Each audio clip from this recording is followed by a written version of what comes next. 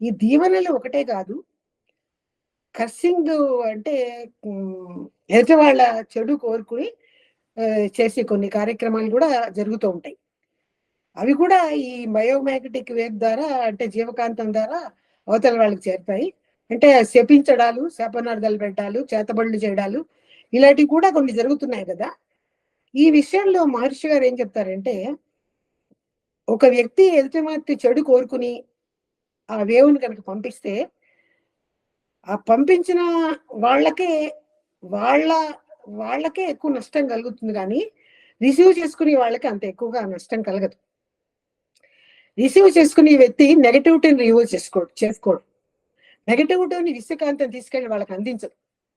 Positive characters అయితే మనలోని జీవకాంతం విశ్వకాంతం ద్వారా ప్రయాణం చేసి అవతల వ్యక్తికి చేరి వాళ్ళకి అందిస్తుంది. నెగటివిటీని అంతగా అందించదు.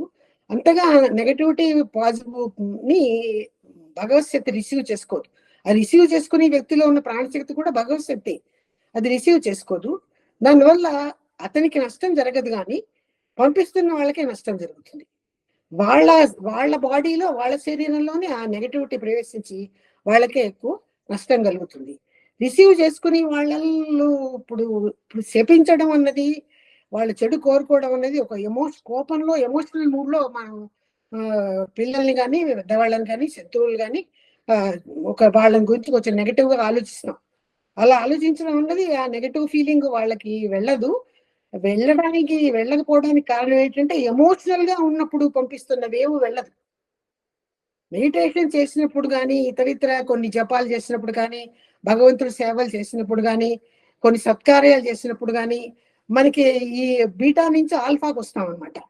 ముఖ్యంగా మెడిటేషన్ వల్ల ఈ ఆల్ఫాకి వచ్చినప్పుడు ఈ వేవ్ యొక్క పవరు అవతల వ్యక్తి రిసీవ్ చేసుకుంటాడు, కానీ ఆ ఎమోషనల్ వేవ్ లో మనం కనుక మనం చెడుని ఎదుటి వాళ్ళది కోరుకున్నా కూడా ఆ చెడు వాళ్ళకి అందదు. ఎమోషనల్ గా ఉన్నప్పుడు అసలు ఆ వేవ్ పాస్ అవ్వదు అని మహర్షి గారు మనకి తెలియజేసిన సంగతులే మనం చెప్పుకుంటున్నాము. ఒక్కొక్కసారి వాళ్ళు కూడా ఏం చేస్తారంటే, ఈ నెగటివ్ వేవ్ని పంపే వాళ్ళు కూడా కొన్ని జపాలు చేసి, కొన్ని మంత్రాలు చదివి వాళ్ళ మైండ్ వేవ్ కూడా బీటా నుంచి ఆల్ఫాకి దింపుకుంటారు. అలా దింపుకున్నప్పుడు ఏవో ఈ బొమ్మలు పెట్టి వాటికి సూదులు గుచ్చి చేస్తూ ఉంటారని చెప్పుకుంటారు కదా. అలా గుచ్చినప్పుడు ఆ వ్యక్తికి చెడు కలగాలి అని చేసినప్పుడు ఏమవుతుందంటే, ఆ రిసీవ్ చేసుకునే వ్యక్తిలో మొరాలిటీ, పాజిబిలిటీ ఉండాలి. వర్చువస్ వే ఆఫ్ లివింగ్ అంటారు వేదాంత మహర్షి. వర్చువస్ వే ఆఫ్ లివింగ్ అంటే అది ఎలా ఉంటుందంటే, మొరాలిటీ, ధర్మబద్ధమైన జీవితము తెలుగులో దాని పేరు.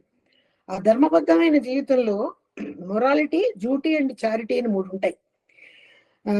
డ్యూటీ అంటే మన సమాజానికి సేవ చేసి రుణం తీర్చుకోవడం, మన కుటుంబ బాధ్యతలు, ఇంట్లో పెద్దవాళ్ళని, ముసలి వాళ్ళని, పిల్లల్ని మనకి ఎంతవరకు రెస్పాన్సిబిలిటీ ఉందో వాళ్ళ పట్ల సక్రమమైన ప్రవర్తనతో వాళ్ళని వృద్ధుల్లోకి తెచ్చుకోవడం, మనం బాగు చేసుకోవడం, కుటుంబ సభ్యులు మంచి చూడడం, సమాజంలో వాళ్ళకి సేవలు చేయడం, వాళ్ళకి అందించగల శక్తి ఉన్నదించడం అన్నది డ్యూటీ కింద వస్తుంది. మొరాలిటీ అంటే ఎవరిని ఎప్పుడు మానసికంగా కానీ, శారీరకంగా కానీ, మాటలతో కానీ, చేతులతో కానీ, భవిష్యత్తులో కానీ, ఇప్పుడు కానీ నొప్పించకూడదు అని చెప్తారు మహర్షి గారు. అది మొరాలిటీ కింద వస్తుంది. చారిటీ అంటే మన సంపాదనలో కొంతవరకు పేదవాళ్ళకి దానం కింద సహాయం చేస్తూ ఉండాలి. కొంత లిమిట్, మితిమీరి చేసి ఉన్నదంతా పోగొట్టుకునేటట్టు చేసుకోవడం కాదు. కొంతవరకు దాన ధర్మాలు చేస్తూ ఉండాలి. దాన్ని చారిటీ కింద చెప్తారు. ఈ 3 లక్షణాలు పొందుపరుచుకున్న జీవితమే ధర్మబద్ధమైన జీవితము అంటారు. అదే వర్చువస్ వే ఆఫ్ లివింగ్. ఈ వర్చువస్ వే ఆఫ్ లివింగ్ లో కనుక ఒక పర్సనాలిటీ, ఒక వ్యక్తి ఉంటే, ఆ పర్సనాలిటీకి ఈ చేతబడులు తాలూకు నెగటివ్ వేవ్స్ పాస్ అవ్వవు. వాళ్ళలో ఉన్న పాజిటివిటీ అన్నది అసలు ఆ నెగటివిటీని రిసీవ్ చేసుకోరు. వాళ్ళకి ఏ నష్టం జరగదు సరిగదా. ఈ వ్యక్తి ఏ గుండు సూతో గుర్తి అతని వాడికి కీడు కలగాలి అనుకున్నప్పుడు, ఇతని కుటుంబ సభ్యులు, ఇతని భార్య కానీ, ఇతని పిల్లలు కానీ ఇతన్ని తలుచుకుని, అయ్యో ఈ వ్యక్తి బయటికి వెళ్ళాడు ఇంకా ఇంటికి రాలేదు అని ఆ వైఫ్ యొక్క మైండ్ వేవ్ ఈ హస్బెండ్ చెడు చేసి హస్బెండ్ వేవ్ వైపు మరలిందంటే, ఈ గుండు సూది గుర్చి చేస్తున్న ఈ కీడు అతని కుటుంబ సభ్యుల్లో అతని వైఫ్కి అందుతుంది, అతని సంతానానికి అందుతుంది, అతని బాడీకే తిరిగి వెనక తిప్పి కొట్టబడుతుంది. కాబట్టి అతను అందిస్తున్నటువంటి ఆ చెడు కూడా ఈ వర్చువస్ వే ఆఫ్ లివింగ్ లో ఉన్నటువంటి వాళ్ళకి, ధర్మబద్ధమైన జీవితం గడుపుతున్న వాళ్ళకి జరగదు, వాళ్ళకు కూడా అందవు. అందుకని మహర్షి గారు చెప్తున్నది ఏంటంటే ఇక్కడ మనకి be good and do good. చేతనంత వరకు నువ్వు మంచిగా ఉండు, వర్చువస్ వే ఆఫ్ లివింగ్ ఉండు. అదే చేతైన సహాయం సమాజంలో ఇతర వాళ్ళకి చేస్తూ ఉండు.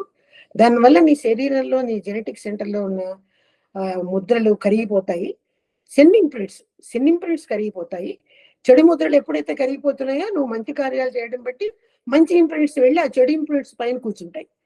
కాబట్టి అవి ఎప్పుడైనా ఎక్స్పోజ్ అవుతుంటే ఏమవుతాయి, ముందు పైన ఉన్నటువంటి మంచే మనకి తిరిగి మనకే జరుగుతూ మనకి చెడు కిందకి వెళ్ళిపోతుంది.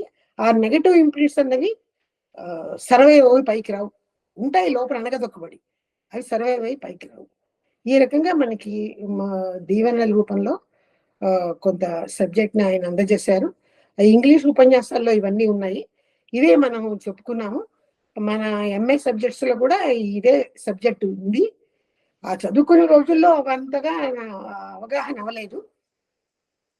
ఇట్లా క్లాసులు తీయడం బట్టి, లేదా యూనివర్సిటీలో డివినిటీ క్లాసులు తీయబట్టి ఆ సబ్జెక్ట్ రివైజ్ అయ్యి ఇప్పుడిప్పుడే సబ్జెక్ట్ లో లోతుని అర్థం చేసుకోగలుగుతున్నాము. ఒక క్లాసు ముగించేద్దాము. మహర్షి గారు చెప్పిన 2 ఉదాహరణలు చెప్పుకుందాము. దీవెనల ఫలితంగా ఒక కుటుంబంలో ఆయన ఎక్స్పీరియన్స్ చేసినవి చెప్పారు, ఆయన ఉపన్యాసాల్లోనే చెప్పారు. కుటుంబంలో భార్యాభర్తలు ఉంటారు. వాళ్ళు ఏదో కొన్ని కారణాల వల్ల ఒకరితో ఒకళ్ళు మాట్లాడుకోవడం మానేసి, వాళ్ళకు 3 సంతానం ఉన్నా కూడా అతను ఇంటి నుంచి బయటకు వచ్చేసి బయటే భోజనం చేస్తూ బయటే ఉంటాడు, ఇంటికి వెళ్ళడు. అతని జీతం మాత్రం తీసుకెళ్లి కుమారుడి ద్వారా ఇంటికి అందిస్తాడు వాళ్ళ ఖర్చులకి. ఆ రకంగా ఉన్నటువంటి వ్యక్తి మహర్షి గారి జీవితంలో తారసపడ్డట.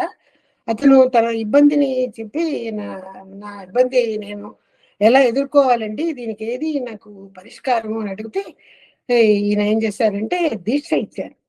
దీక్ష ఇనిషియేషన్స్ ఇచ్చి, నువ్వు ధ్యానం చెయ్యి, ధ్యానంలో ఆమెకి దీవెనలు ఇవ్వు, మెడిటేషన్ దీవెనలు ఇస్తే ఆమె మనస్తత్వం క్రమంగా మారుతుంది, గమనించి చేయమంటే అతను సరేనని ఇనిషియేషన్స్ తీసుకున్నాడు. తీసుకున్న తర్వాత మెడిటేషన్ చేసుకున్నాడు, ధ్యానం చేశాడు, ఆమెకి దీవెనలు అందించాడు.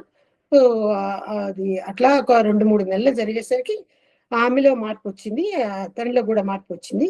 ఎందుకంటే దీవెన యొక్క రేఖ ఆమెకి ఎలా చేరుతుందో, ఆమె మారాలని, ఏ ఒక్క ఇబ్బంది వల్ల ఆమె భర్తతో సయోధ్యగా ఉండడం మానేసిందో అదే ఇబ్బంది అతనిలో కూడా ఉంటుంది. అతనిలో కూడా ఇబ్బంది ఉండబట్టే కూడా అతను కూడా ఆమెకు దూరం అయ్యాడు. ఆ రిఫ్లెక్ట్ అన్నది ఆ వేవు ఆమెకు చేరి ఆమెని సరిదిద్ది, అదే రిఫ్లెక్ట్ అయ్యి వచ్చి అతన్ని మనస్తత్వాన్ని కూడా మార్చి సరిదిద్దింది. సరిదిద్దడం బట్టి ఇద్దరిలో మార్పు వచ్చి తను మళ్ళీ వెళ్ళి వాళ్ళు అన్యోన్యంగా అతని ఇంటికి చేరడం, వాళ్ళు సఖ్యతగా ఉండడం జరిగింది. అది జరిగిన తర్వాత అక్కడ గొప్పతనం ఎక్కడ మనకు కనబడుతుందంటే, స్వామీజీ ఇస్తున్నటువంటి ఉపన్యాసాలకి అతను అటెండ్ అవుతూ ఉండేవాడు. ఆ ఉపన్యాసాలకు డైరెక్ట్ గా అటెండ్ అయినప్పుడు ఫీడ్బ్యాక్ లో మహర్షి గారు ఇట్లా అడిగేవారు, మీ యొక్క అనుభవాలు చెప్పమని. అతను లేచి, నా అనుభవం చెప్తాను నేను, మీరు చెప్పినట్టుగానే నేను నా భార్యని మెడిటేషన్ తర్వాత దీవించాను. ఆ దీవించినట్టు అతను ప్రత్యేకంగా ఏం చేశాడంటే, భార్య స్థానంలో ఆమెను పెట్టి దీవించాడు. That's is okay. ఆ తర్వాత తను వేస్తాడు, నా ఆఫీసులో నా పై అధికారులు ఎవరు నాకు లేరు, అలా లేకపోబట్టి నేను ఆమెని నా పై అధికారిగా ఊహించి నిలబెట్టి నా పై అధికారికి ఇస్తున్న దీవెనలు కూడా నేను నా వైఫ్కే ఇచ్చాను. అదే రకంగా నాకు శత్రువులు ఎవరు లేరు, ఆమెను శత్రు స్థానంలో నిలబెట్టి కూడా నేను దీవెనలు అందించాను. ఈ రకంగా ఆమెకు అధికంగా దీవెనలు అందబెట్టి ఆ దీవెనలు మళ్ళీ రిఫ్లెక్ట్ అయ్యి ఆమెలో మార్పు తీసుకొచ్చి అవే రిఫ్లెక్ట్ అయ్యి మళ్ళీ నన్ను చేరి నాలో కూడా మార్పు తీసుకురాబట్టి మేమిద్దరం అన్యోన్యంగా ఉంటున్నాము అని తెలియజేశాడు. అది విని మహర్షి గారు కూడా చాలా సంతోషిస్తారు. మనందరికీ కూడా దీవెనల యొక్క గొప్పతనం తెలియాలి అనే మనకి ఆ ఉదాహరణలు కూడా ఆయన అందించారు. ఇంకొక ఉదాహరణ ఏంటంటే, భార్య భర్తలకి ఒక పోలియో చైల్డ్ ఉంటాడు, ఫిజికల్లీ హ్యాండిక్యాప్డ్. ఆ కుర్రాడిని ఎలా బాగు చేయాలో కూడా అనేక వైద్య సౌకర్యాలు చూసినా కూడా చేయలేకపోతారు. ఈ సందర్భంలో ఏం జరుగుతుంది, ఈ ఒక వ్యక్తి వచ్చి, నేను మీ అబ్బాయిని బాగు చేస్తాను, కొన్ని మంత్రాలు ఉన్నాయి. తాంత్రిక విద్య తెలిసిన అతను. తాంత్రిక విద్యలు కొన్ని ఉన్నాయి. వాటి వల్ల మీ కుర్రాడిని బాగు చేస్తాను. నాకు ₹2000 ఇవ్వమంటాడు. సరే అని వాళ్ళు ₹2000 అతనికిచ్చి అతని చేత కొన్ని తాంత్రిక ఇవి కుర్రవాడి కోసం చేయిస్తారనమాట. అతను కొన్నాళ్ళు ఏదో చేస్తాడు పూజలవి.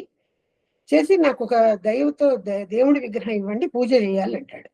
సరే అతనికి విగ్రహాన్ని సప్లై చేస్తారు. ఆ విగ్రహానికి పూజలు చేశాక ఆ విగ్రహానికి అలంకారం చేయాలి. నగలు ఏమైనా ఉంటే గోల్డ్ నగలు అలంకారం చేద్దాం అంటాడు.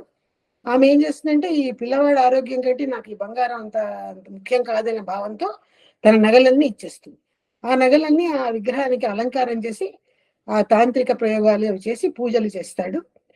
ఇంకా కొద్ది రోజులు అయిన తర్వాత ఏం చేస్తాడంటే నేను మీ ఇంట్లో ఈ పూజలు కొన్ని కుదరటం లేదు. నేను నా గృహాన్ని తీసుకెళ్లి పూజలు చేస్తాను అని చెప్పి ఆ బొమ్మని ఆ నగల్ని తీసుకుని వాళ్ళ ఇంటికి వెళ్ళి ఆ పూజలు అవి చేసిన తర్వాత మీకు తెచ్చి ఫలితాన్ని మీకు అందజేస్తానంటాడు. సరేనే అదే జరుగుతుంది. అదే జరిగి ఆ వెళ్ళిన వ్యక్తి ఇంక మళ్ళీ కనపడ్డు. ఇంకా విగ్రహం లేదు, బంగారం నగలు లేవు. అతను ఎక్కడికో మాయమైపోతాడు. నెలలు సంవత్సరాలు అయిపోతాయి. పిల్లవాడు ఆరోగ్యంలో మార్పు లేదు. వీళ్ళ సంపాదన ధనం అంతా పోయింది. ఆ తిరిగి ఆ ధనాన్ని ఎలా సంపాదించుకోవాలో కూడా తెలియక అవస్థ పడుతున్న వాళ్ళకి ఆ టైంలో మహర్షి గారు తారసపడ్డాం. ఆయన వాళ్ళ సమస్య పరిష్కారానికి ఈ మీరు ఇనిషియేషన్స్ ఇస్తారు వాళ్ళకి. మీ ఇద్దరు కూడా ధ్యానం చేయండి. ధ్యానం చేయడంలో ఏ వ్యక్తి వల్ల అయితే మీరు నష్టపోయారు, ఏ బంగారం పోగొట్టుకున్నారు, మీ బంగారం తిరిగి మీకు లభించాలి అని చెప్పి ఆశిస్తూ అతన్ని దీవించండి అని చెప్తా. సరే వాళ్ళు అలాగే చేస్తారు. అలా అంటే పెద్ద నమ్మకం ఉండదు వాళ్ళకి. అయినా కూడా ఆయన చెప్పారు కదా అని చేసి చూస్తారు. అట్లాగే కొద్ది నెలలు జరిగేసరికి ఆ బంగారం తీసుకునేటువంటి ఆ వ్యక్తి ఒకరోజు తెల్లవారుజామున బాగా చలిగా ఉన్న టైంలో వచ్చి వీళ్ళ తలుపులు తడతాడు. వాళ్ళది చలిగా ఉంది, ఎవరో దొంగలు వచ్చి ఉంటారు ఉద్దేశంతో తలుపులు తీయరు. తీయకుండా ఎవరిని అడిగితే నేను ఫలానా వ్యక్తిని అతను జవాబు చెప్పాక తలుపు తీస్తే అతను చాలా సైలెంట్ గా ఒక క్లాత్ లో మూట కట్టినటువంటి ఆ బంగారు నగలని వాళ్ళ చేతుల్లో పెట్టి ఏం మాట్లాడుకుంటూ వెళ్ళిపోతాడు. ఎక్కడో దూరంగా ఉన్నటువంటి ఆ శత్రు స్థానంలో ఉన్న వ్యక్తికి కూడా ఆ దీవెనలు అంది అతనిలో మానసికమైన మార్పు తెచ్చి ఇతని యొక్క వీళ్ళ సంపద తిరిగి వీళ్ళకి అందింది. ఇది కూడా ప్రత్యక్షంగా ఆయన జీవిత కాలంలో జరిగింది. ఆయన అటువంటి ఉదాహరణలు మనకు అందజేసి మనని ధన్యుల్ని చేసి